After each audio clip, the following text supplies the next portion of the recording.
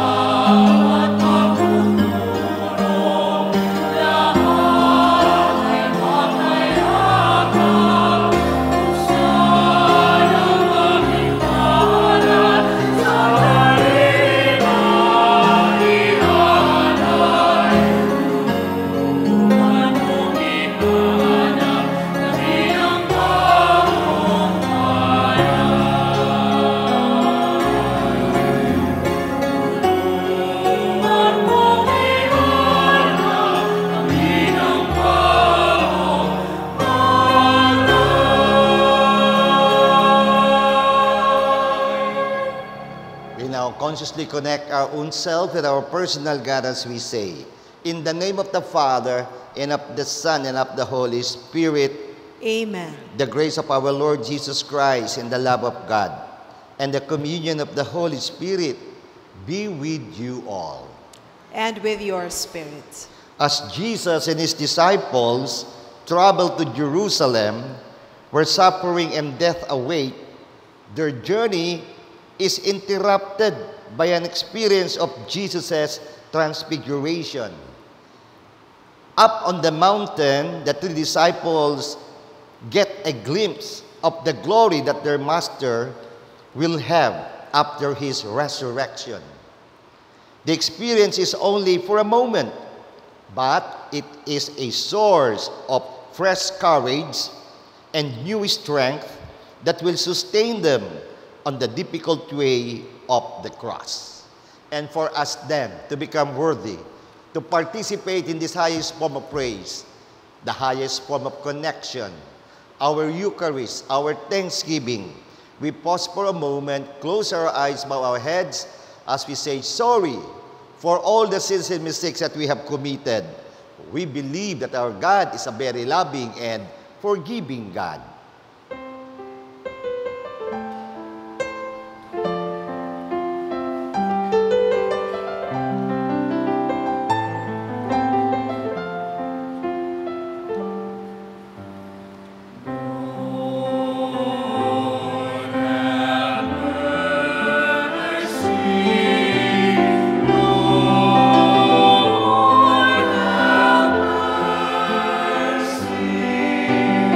Lord,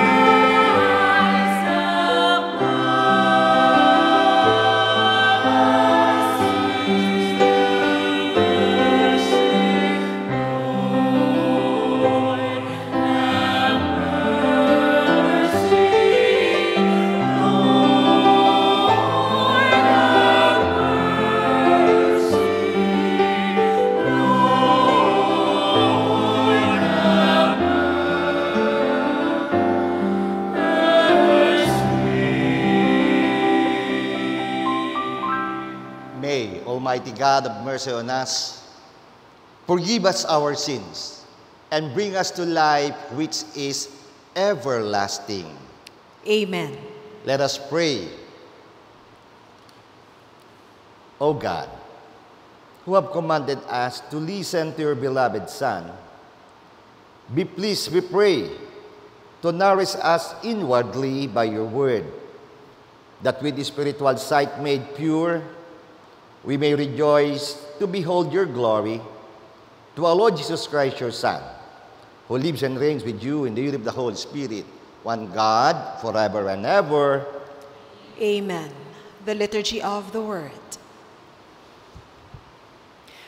When Abram's faith is sorely tested because of his lack of a son and heir, the Lord gives him a sign that he will fulfill his promise of giving the patriarch many descendants. The first reading.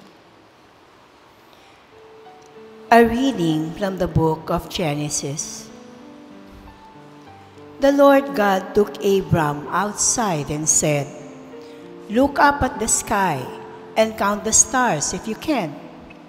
"Just so," he added, "shall your descendants be."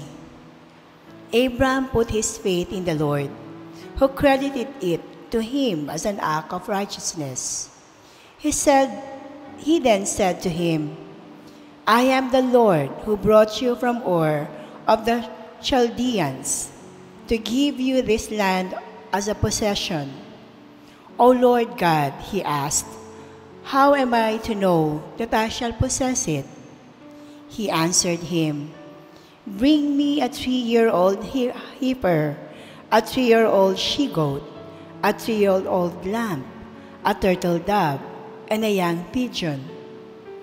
Abram brought him all this, split them in two, and placed each half opposite the other. But the birds he did not cut up. Birds of prey swooped down on the carcasses, but Abram stayed with them. As the sun was about to set, a trance fell upon Abram, and deep terrifying darkness enveloped him. When the sun had set it was dark, there appeared a smoking fire, pot and a flaming torch, which passed between those pieces. It was on that occasion that the Lord made a covenant with Abram, saying, "To that descendants I give this land, for the Wadi of Egypt and the great river of Euphrates." The word of the Lord. Thanks be to God. The Lord is my light and my salvation. We repeat, the Lord is my light and my salvation. The Lord is my light and my salvation. Whom shall I fear? The Lord is my life's refuge. Of whom should I be afraid? The Lord is my light and my salvation. Hear, O Lord, the sound of my call. Have pity on me and answer me. Of you my heart speaks. You may glance seek. The Lord is my light and my salvation. Your presence, O Lord, I seek. Hide not your face from me. Do not in anger repel your servant. You are my helper. Cast me not off. The Lord is my light and my salvation. I believe that I shall see the bounty of the Lord in the land of the living. Wait for the Lord with courage. Be stout-hearted and wait for the Lord.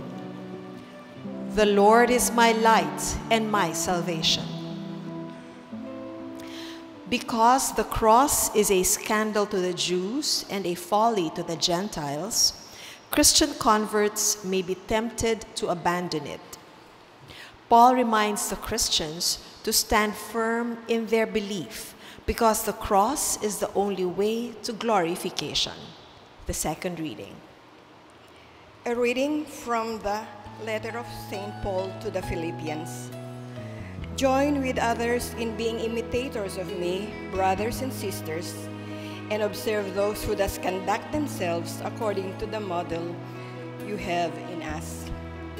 For many, as I have often told you, and now tell you even in tears, conduct themselves as enemies of the cross of Christ. Their end is destruction. Their God is their stomach. Their glory is in their shame. Their minds are occupied with earthly things, but our citizenship is in heaven, and from it we also await a Savior, the Lord Jesus Christ.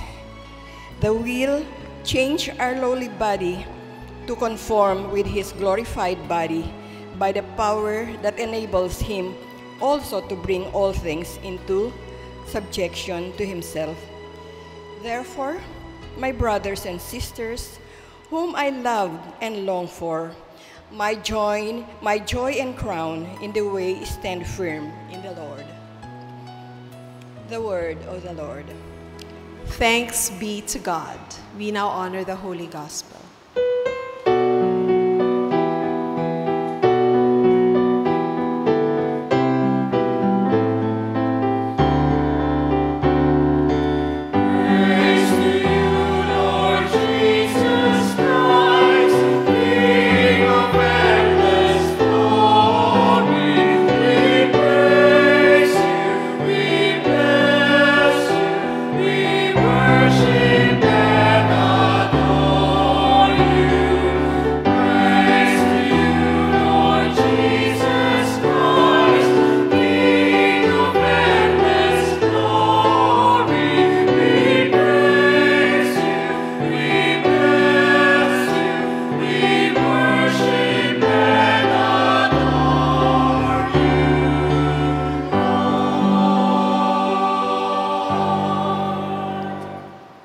The Lord be with you.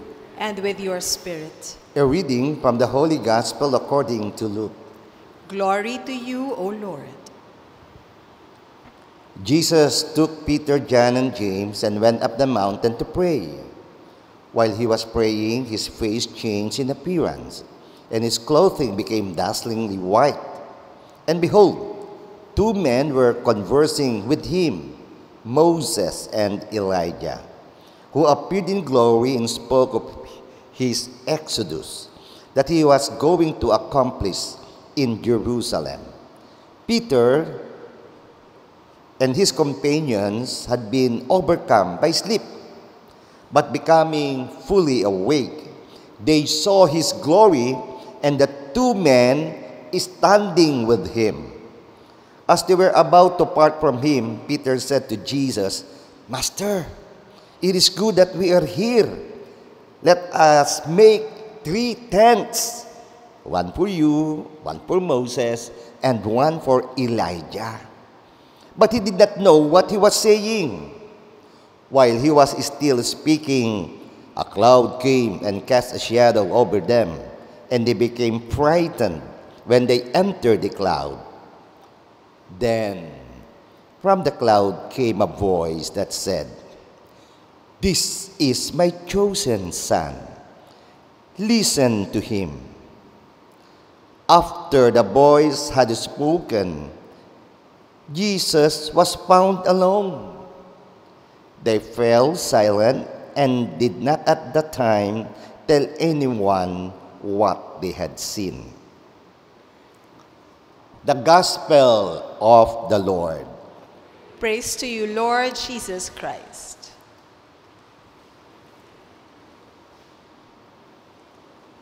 Isa pong mapagpalang umaga sa inyong lahat. Good morning. Napakabilis po ng takbo ng panahon. Nandito na naman po tayo after a week. So, second Sunday of Lent, and we have just heard the gospel about transfiguration. So, ang tanong, why transfiguration? Di ba, Father, pag Lent, we focus, we reflect, meditate on Jesus' sufferings and death? Bakit? Sabi nga ng mga kabataan, anyari. Yun, ano? Anong nangyari? So, ang ganda po, kung first Sunday about Jesus' temptations, every second Sunday of Lent, it tells about Jesus' transfiguration. And we ask, why? And what is transfiguration, connecting it to the second Sunday of Lent? To answer that immediately, transfiguration in the second Sunday of Lent is anticipation of Christ's glory. Wala na si Gloria, kasama ni Doktora, no? Ni Doktora Luz. Anong ibig sabihin ng kaluwalhatian? Gloria. Ito po, pakitanong nga ang katabi, anong pighati mo sa buhay ngayon? Di ba? No? Anong ibig sabihin yon? Ano yung ating mga naranasang pait, hapdi, excruciating pain in life? O, damang-dama ko yan di ba? No? Alam ko yung nangyari na 8 years ago, something happened, no, in our school apostolate. And then ito nga, no, sa isa namang charismatic group natin, maraming pait and pain. Anong ibig sabihin? Ganito. Bakit may transfiguration? Ano ang message? Unahan na natin ng pagkamanalo. Anong ibig sabihin? Anticipate our glory. Anticipate our being a winner sa bawat pagsubok na dumarating sa ating buhay. Amen? Huwag tayong magpagapi, huwag tayong magpatalo sa anumang pagsubok. Bagkos, ipakita natin sa gitna ng ating paghihirap, sa gitna ng ating pait at dalamhating nararanasan, kaya natin itong lampasan kaagad. Ito ang kagandahan ng transfiguration. So we ask, where did Jesus' transfiguration happen? Saan ito nangyari? Mount Tabor. Sister Rose, Sister Faith, pasalamat sa Diyos. Ilang beses na natin naakyat yan. Ito lang po, sinasabi nila yung Filipino driver, grabe, ay nako, pag naranasan nyo ang driver doon sa Mount Tabor, doon sa bundok Tabor, nako, talaga namang bangin yan ang bibilis. Anyway, talaga. So, saan ito nangyari? Doon sa tuktok ng bundok. Doon nagbagong anyo si Jesus. At ano yung ginawa niya?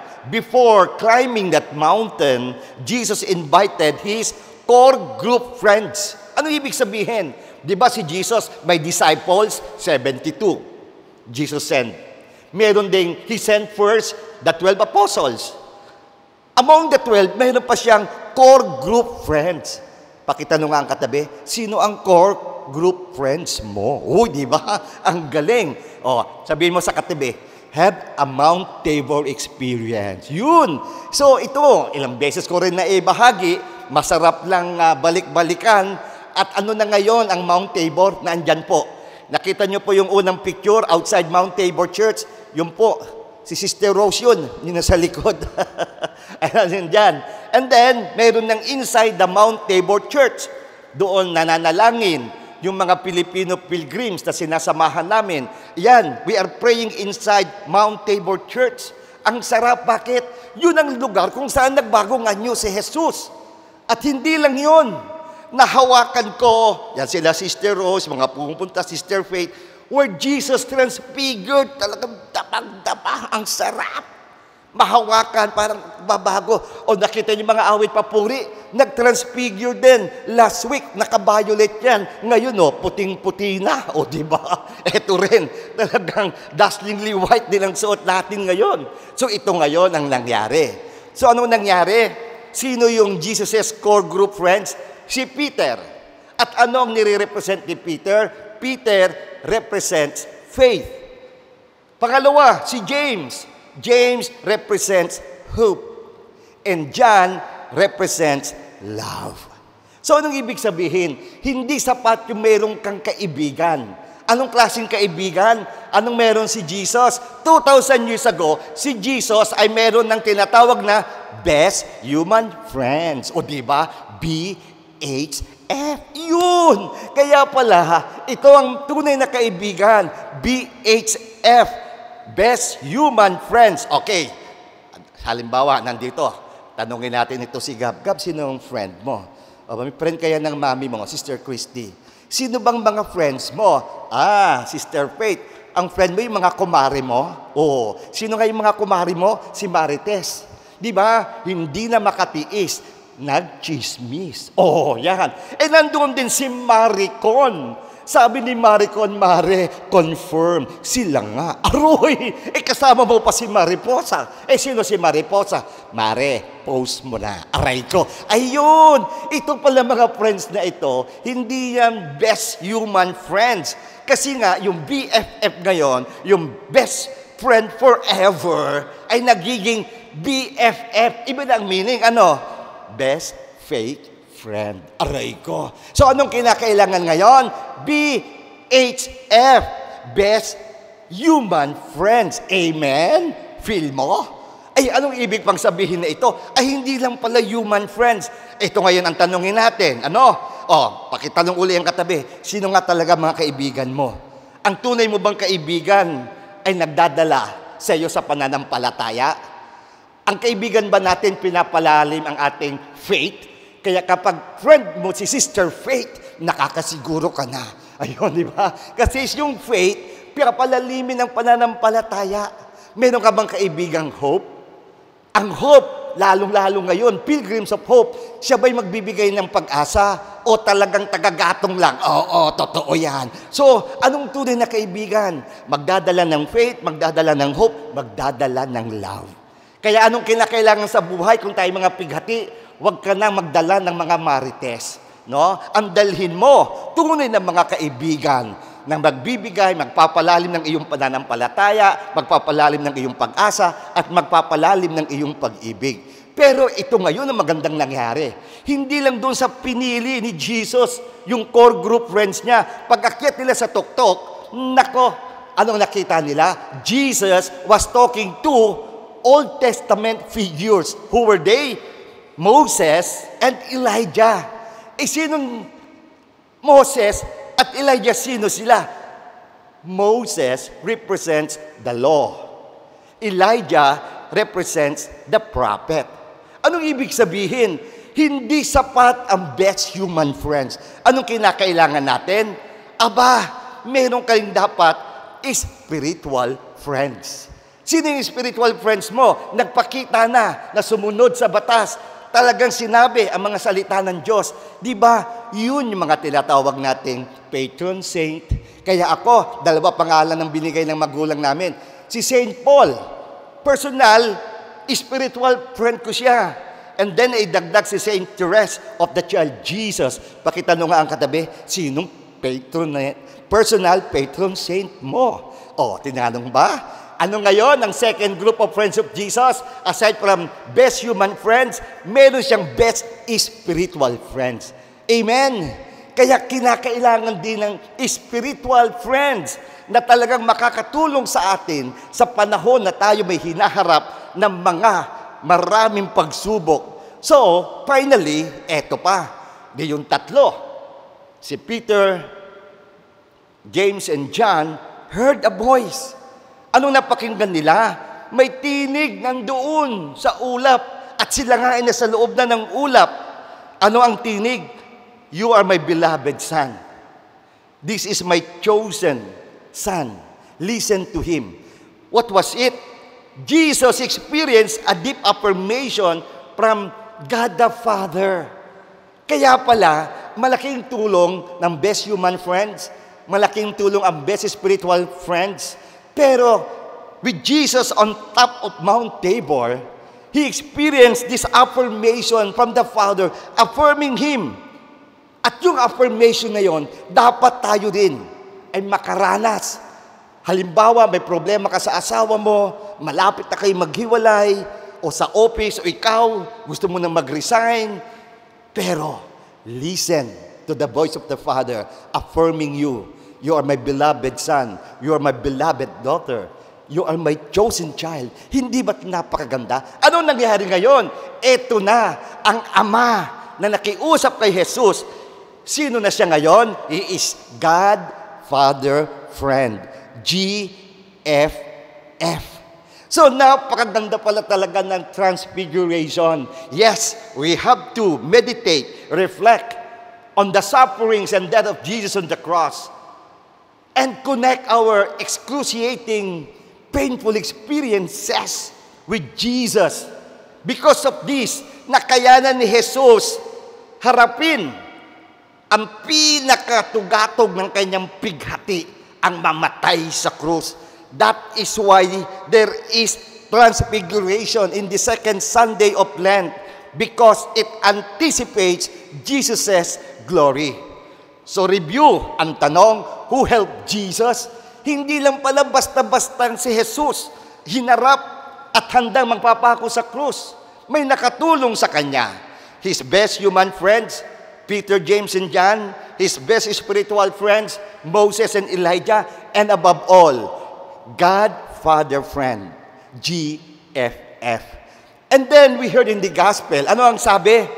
Bumaba kayo. Anong gusto ni Pedro? Magtayo ng tent. But, sabi nila, anong sabi? Bumaba, leave Mount Tabor. Bakit bababa ka sa bundok? Para akitin muli ang isang mataas na bundok. Ano yon? Climb Mount Calvary. That is where Jesus was crucified. Iduktong natin to finish para matapos ipagsama natin yung ebanghelyo noong last Sunday. So temptations of Jesus, the lust of the eye, material things, money, mga physical, the lust of the eyes, fame, the pride of life, power. Anong nangyari pag tayo ay na-transfigure? Nagbago tayo, nagbagong anyo. We will connect and offer everything to God. Let's offer the temptations, money, fame, power, and this could be, anong mangyayari? Converted into blessings. Sino ngayon ang mahalimbawa natin na ang pera ay naging holy money? Ang lagi ko na rin sinasabi, he died last year. Chuck Finney, one of the founders of Duty Free Shop. He gave everything, all his money, para sa mga foundation, makatulong. Sino pa? Our own Pope, now a saint, John Paul II. He used his fame to spread the good news, at siyang nag-umpisa ng World Youth Day. Kaya mga kabataan ay na-inspired ni Pope, now Saint John Paul II. At sino yung holy power? And this is for our politicians and those who seek to serve the government.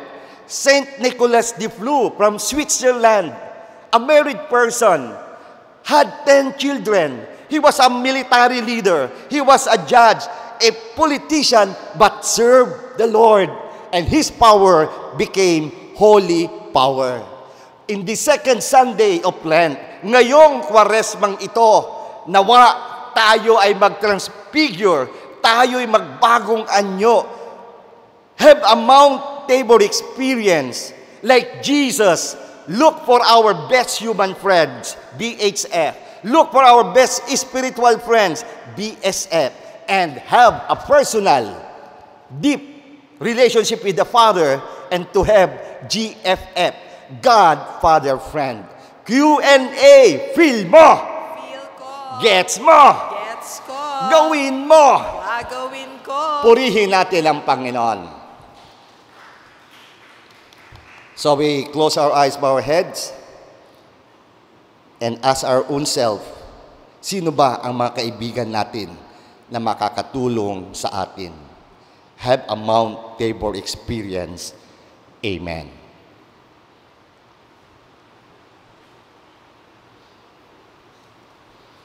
Now we verbalize all our needs. Father, our covenant with you in Christ is the cause of our hope. Now we humbly approach your throne, O God, as we lift our supplications to you. We pray. Sustaining God, hear us. For Pope Francis, bishops, priests, deacons, religious men and women, through their faithful witnessing, may they carry out with zeal the mission of mercy of Christ, we pray. Sustaining God, hear us. For those who exercise civil authority in our country, may they heed the call of the gospel to protect the sanctity of life and promote love, peace, and justice for all. we pray. Sustaining God, hear us. For the healing of the sick, may they be given the grace of healing and strength to endure the struggles towards consolation and greater peace, we pray. Sustaining God, hear us. For those who want to repent from their sinful ways, may they approach the grace of mercy and healing through the sacrament of reconciliation, we pray. Sustaining God, hear us. For the catechumens, may they be firm in their resolve to renounce sin so as to be reborn at the point of life and salvation, we pray. Sustaining God, hear us. For all missionaries who have left home, country, and family to proclaim the gospel to all nations, may the Lord protect them from all dangers, strengthen them in their loneliness, give joy to their communities, and fulfillment in their apostolate. May the Lord reward them in this life and in the life to come for their sacrifices and generosity for the kingdom, we pray. Sustaining God, hear us. Let us pray for the urgent concerns of our community, those who are asking for our prayers and our personal intentions. Father, whose mercy endures forever, listen to the prayers of your faithful people, and by word of truth and spirit of grace, prepare us to be cleansed by the Easter mysteries. We ask this through Christ our Lord. Amen. The Liturgy of the Eucharist.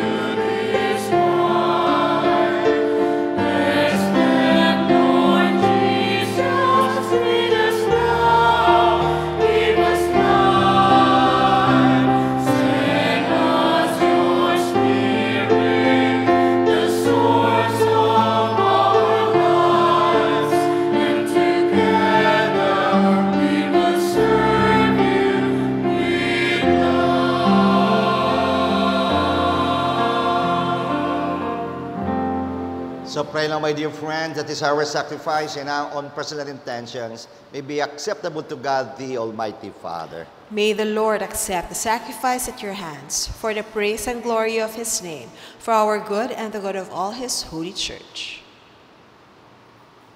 May the sacrifice, O Lord, we pray, cleanse us of our faults and sanctify your faithful in body and mind for the celebration of the Paschal festivities through Christ our Lord. Amen. The Lord be with you.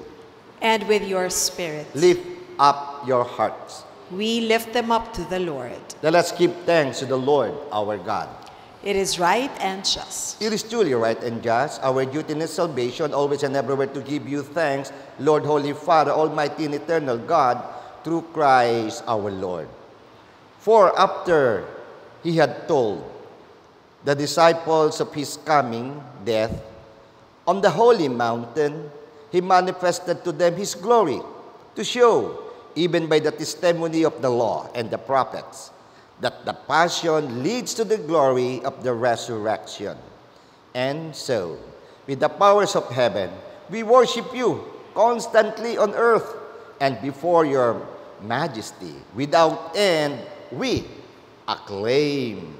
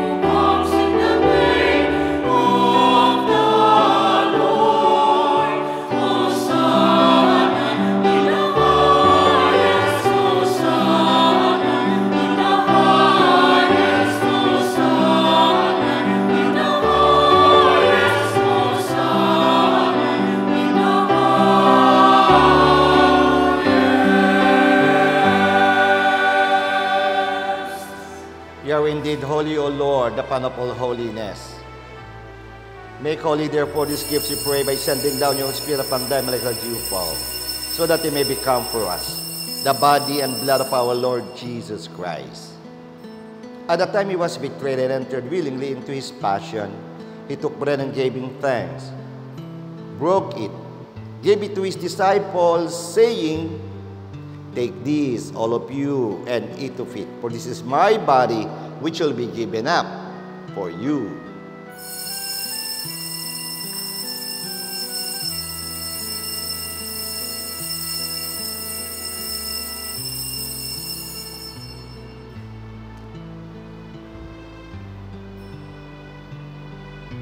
In a similar way, when supper was ended, he took the chalice, and once more giving thanks, he gave it to his disciples, saying, "Take this, all of you, and drink from it. For this is the chalice of my blood, the blood of the new and eternal covenant, which we pour out for you and for many, for the forgiveness of sins. Do this in memory of me."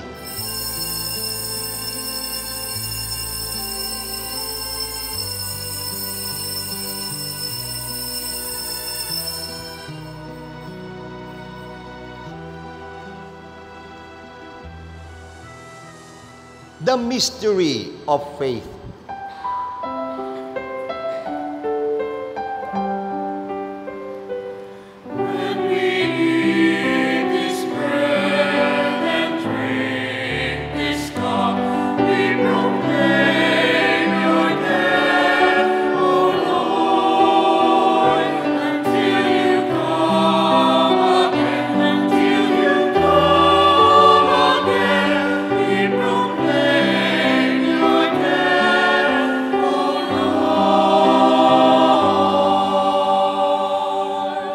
Therefore, as we celebrate the memory of his death and resurrection, we offer you, Lord, the bread of life in the chalice of salvation, giving thanks that you have held us worthy to be in your presence and minister to you. Humbly we pray that, partaking of the body and blood of Christ, we may be gathered into one by the Holy Spirit. Remember, Lord, your church spread throughout the world and bring her to the fullness of charity. Together with Francis, our Pope, Elias, our Bishop, and all the clergy, the religious, your entire people. Remember also our sisters and brothers who have fallen asleep in the hope of the resurrection. And all who have died in your mercy, welcome them into the light of your face. Have mercy on us, O Lord, we pray, that with the Blessed Virgin Mary, Mother of God, with blessed apostles and all the saints, St. Arnold Janssen, St. Joseph Reynadimetz, the SBD martyrs, Blessed Josepa, Blessed Helena, and all your saints who have pleased you throughout the ages, we may merit to be co-heirs to eternal life and may present glorify you to your Son, Jesus Christ.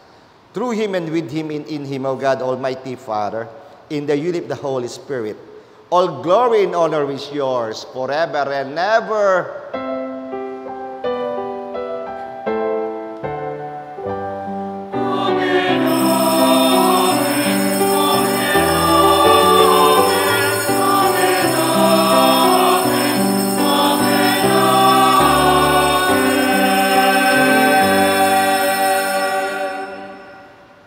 We show to the Father that we heard him. What he told to Jesus, he's telling us, you are my beloved son, you are my beloved daughter, you are my beloved child. At ngayon, awitin natin ang dasal na tinuro sa atin ng ating Panginoong Hesus Kristo.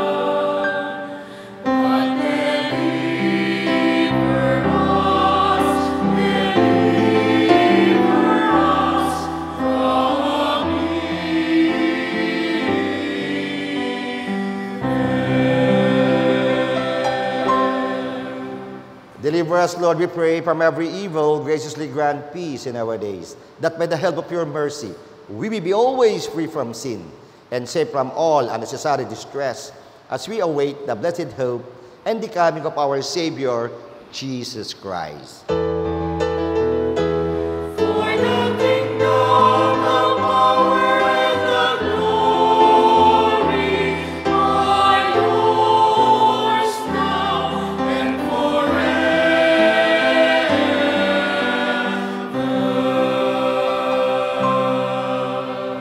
Lord Jesus Christ said to the apostles, "Peace I leave you, my peace I give you."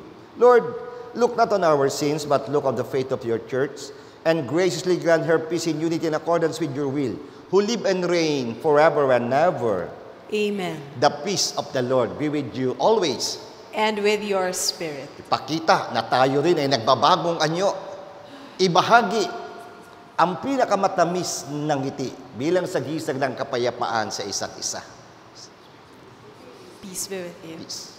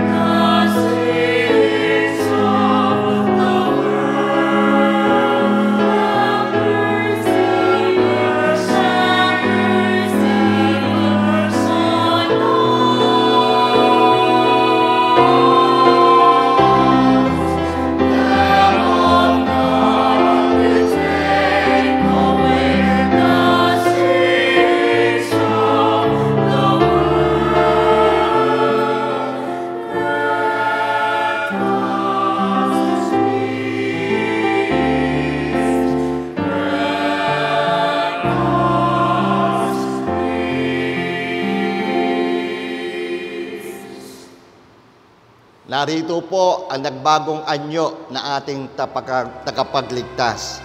Behold, our transfigured Savior, Redeemer, our Lord Jesus Christ, the divine Word, our Christ the King, our Emmanuel. God is with us. The Lamb of God, who takes away the sins of the world, happy are those who are called to His supper. Lord, I am not worthy that you should enter under my roof, but only say the word, and my soul shall be healed. May the body and blood of Christ bring us to life everlasting. Amen.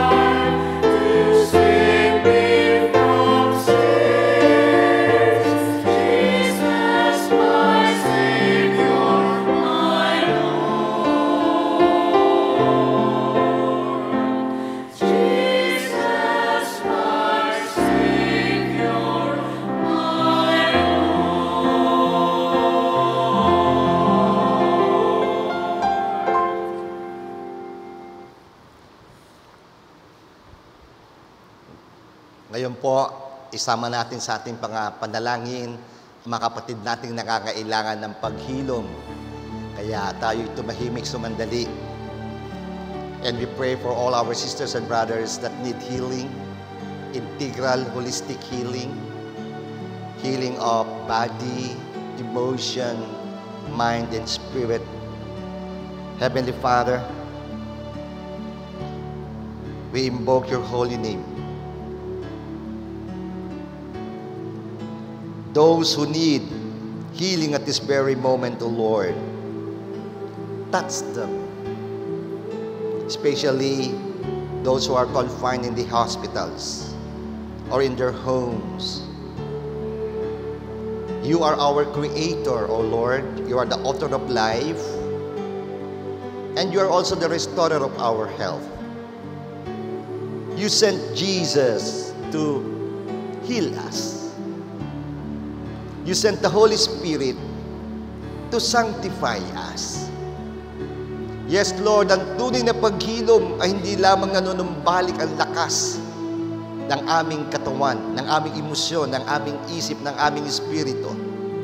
Mas malalim dito ang tunay na paghilom ay natatanto namin ang aming tunay na pagkatao bilang isang banal na mga anak mo. Nawa, Panginoon, sa ikalawang linggo ng Kwaresma, tunay kaming mahilom, tunay kaming magbago. Baguhin ang aming mga puso, ang aming isip, at ito'y lalabas sa aming kamay, sa aming gawain, lalong-lalo na sa pagsisilbi upang maging instrumento mo pa rin na magpagaling at upang makapagligtas. So Lord, you know what is best for each one of us. Heal us individually, heal our blood family, our spiritual family. Bless and heal our community, our country, and the entire world. Hilumin mo, Panginoon, ang lahat ng mga tao at lahat ng iyong nilikha. Heal both humans and your creatures. And Lord, we ask this in the most powerful name of our Savior and Lord, our Lord Jesus Christ. Amen. Amen. Purihin natin ang Panginoon sa pag-ilom niya sa ating lahat. Sa ating pong magiliw na taga-subaybay at laging kasama natin dito sa Healing Eucharist, maraming salamat po sa inyong mga panalangin. Maraming salamat po sa inyong mga suporta. We praise and thank God for sending you by helping our media apostolate. At salamat din po kay Brother Erwin Tulpo and family, Brother Charito Juan and family, Brother Rodel Manansala and family, Brother Lito Lapid and family, and Sister Rita Cruz. At nais ko rin pong pasalamatan ang kasama nating crew.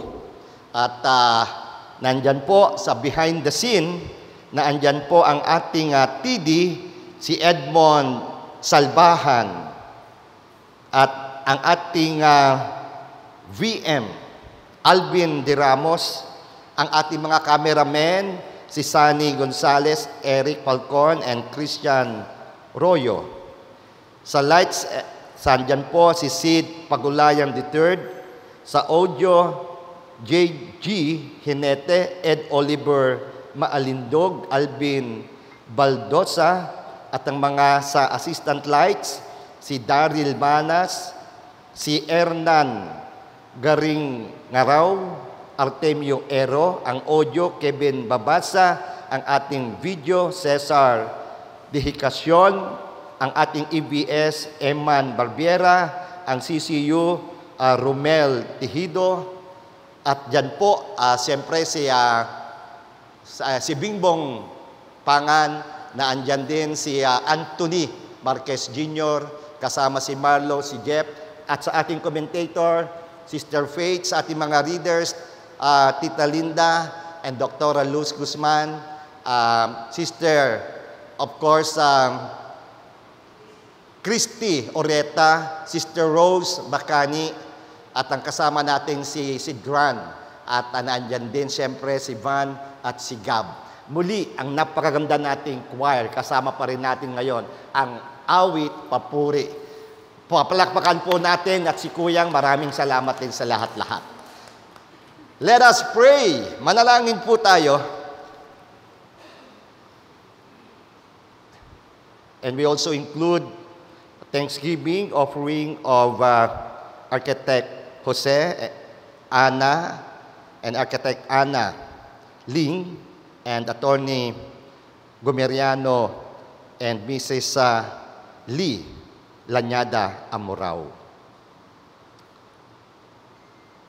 Bless your faithful, we pray, O Lord, with a blessing that endures forever, and keep them faithful to the gospel of your only begotten Son, so that they may always desire and at last attain that glory whose beauty he showed in his own body, to the amazement of his apostles, through Christ our Lord.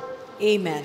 And may Almighty God bless you, the Father, the Son, and the Holy Spirit. Amen. Our Eucharistic celebration has just ended, but our mission Begins. Go with Jesus, go with the Holy Spirit, go with God the Father, because God goes with you.